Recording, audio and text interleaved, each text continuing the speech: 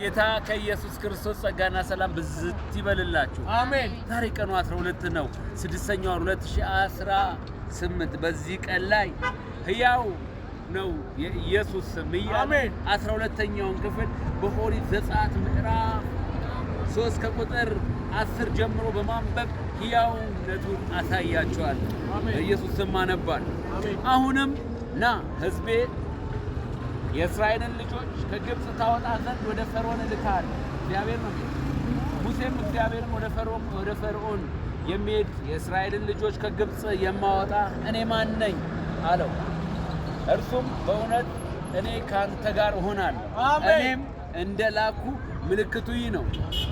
ሕዝቡም ከግብጽ ባወጣህ ጊዜ በዚህ ተራራ ላይ ለእግዚአብሔር ትገዛላችሁ አለው። አሜን።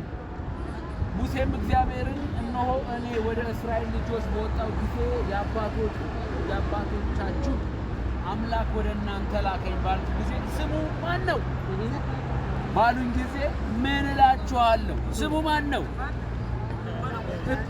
ቢሉኝ ሕዝቦቹ የኢትዮጵያ ሕዝብ ስሙ ማን ነው የምትሉት? ይኸው ስሙ ነው። አሜን። እግዚአብሔርም ሙሴን ያለ የሚኖር እኔ ነኝ አለው። አሜን። ያለ የሚኖር እኔ ነኝ ስሜ ነው። እንዲህም ለእስራኤል ልጆች ያለ የሚኖር ወደ እናንተ ላከኝ ትላለህ።